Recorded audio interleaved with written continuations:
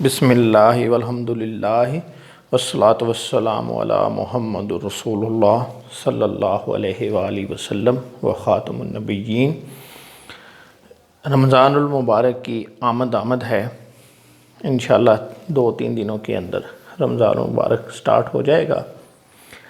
یکم رمضان کو حکومت پاکستان نے زکوٰۃ ڈیڈکشن ڈے ڈکلیئر کیا ہوا ہے، اور اس دن یعنی یکم رمضان کو بینک ہالیڈے ہوتی ہے۔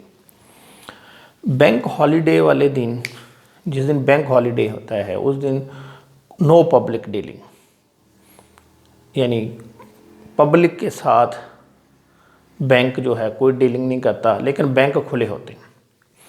اور اس دن گورنمنٹ آف پاکستان کے جو حکم کے مطابق بینک کیا کرتا ہے، اپنے جو اکاؤنٹ ہولڈر ہوتے ہیں ان کے اکاؤنٹ سے اگر اپلیکیبل ہو تو زکوٰۃ کاٹ لیتا ہے اور گورنمنٹ کے خزانے میں ٹرانسفر کر دیتا ہے۔ تو اس میں کیا ہوتا ہے کہ یہ نہیں دیکھا جاتا کہ پیسے جو ہیں وہ ایک دن پہلے آئے، مہینہ پہلے آئے، سال آئے۔ ویسے تو زکوٰۃ کا جو رول ہے یہی ہے کہ جس مسلمان کے پاس پورے سال میں کوئی پیسے جو ہیں ان یوٹیلائز یعنی سیونگ پڑی ہو تو اس پر زکوٰۃ اپلیکیبل ہوتی ہے، لیکن بینک جو زکوٰۃ کاٹتا ہے اس میں اس دن کو دیکھتا ہے، یکم رمضان کو۔ اس دن جتنا بھی بیلنس ہوگا کسی بھی اکاؤنٹ ہولڈر کے اکاؤنٹ میں، اگر وہ گورنمنٹ کے اعلان کردہ جو نصاب ہے اس سے کراس کر گیا تو اس پر زکوٰۃ کٹ جائے گی۔ اب ہوتا کیا ہے، یہ نصاب جو ہے یہ ایک لمٹ ہے۔ نصاب جو ہے گورنمنٹ ہر سال جو ہے اناؤنس کرتی ہے، تو جس کا بیلنس جو ہے یکم رمضان کو اس سے زیادہ ہو گیا تو سب پہ پوری اماؤنٹ جو جتنا بھی بیلنس ہوگا اس پر زکوٰۃ کٹ جائے گی۔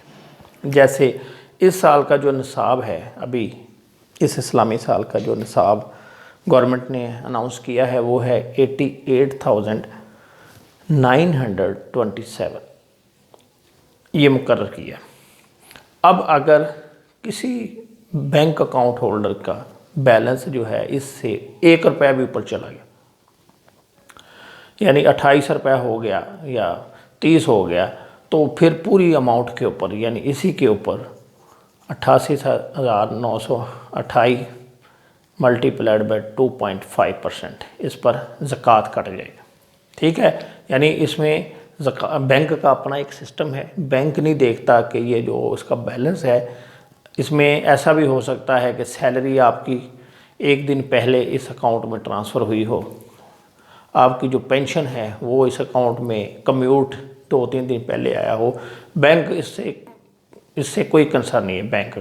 بینک نے صرف یہ دیکھنا ہے کہ یکم رمضان کو اگر آپ کا جو بیلنس ہے اس نصاب سے بڑھ گیا تو فل اماؤنٹ کے اوپر جو ہے یہ 2.5% زکوٰۃ کٹ جائے گی۔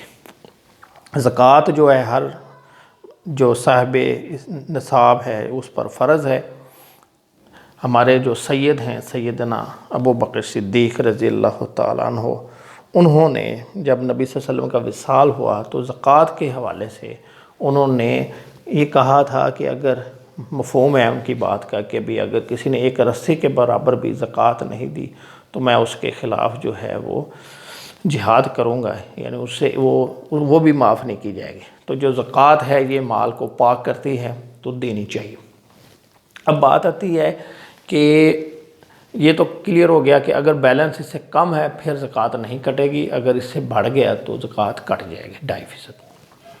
اب کچھ اکاؤنٹ ہیں جن کے اوپر زکوٰۃ نہیں کٹتے، یہ بھی ہم دیکھ لیتے ہیں کہ یہ کون سا اکاؤنٹ ہے۔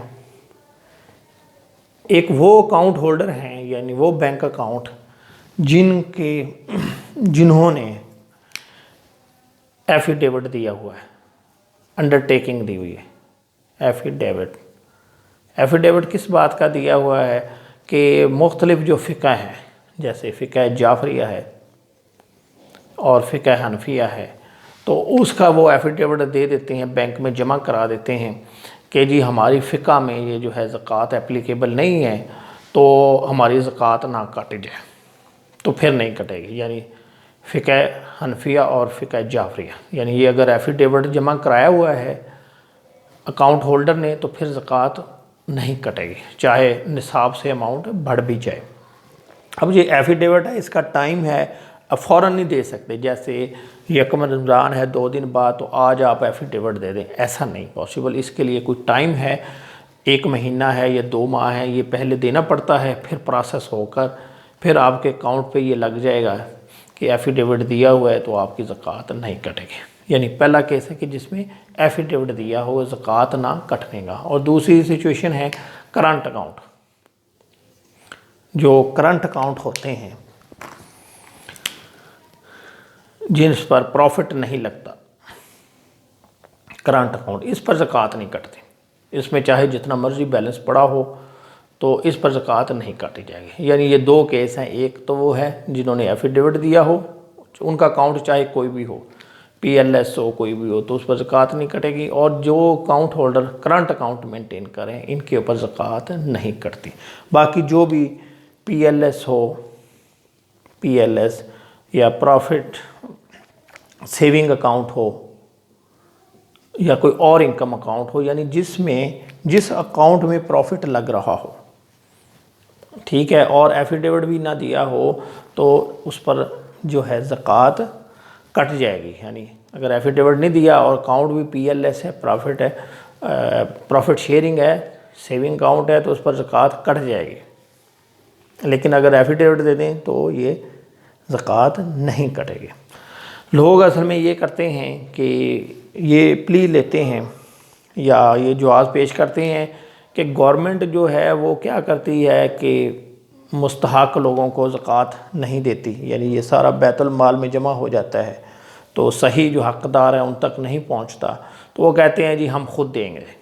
اس وجہ سے وہ کیا کرتے ہیں، ایفیڈیوٹ جمع کرا دیتے ہیں، اور جتنی بھی زکوٰۃ بنتی ہے کٹے گی تو نہیں اکاؤنٹ سے، تو بنے گی، یعنی وہ خود بنائے گا کہ جی میری اتنی زکوٰۃ بنتی ہے، اور وہ کہتا ہے جی میں خود پے کروں گا۔ تو ایسا تو الاؤڈ ہے، لیکن دینی ضرور چاہیے، چاہے آپ خود دیں یا بینک کے تھرو کٹوا دیں زکوٰۃ۔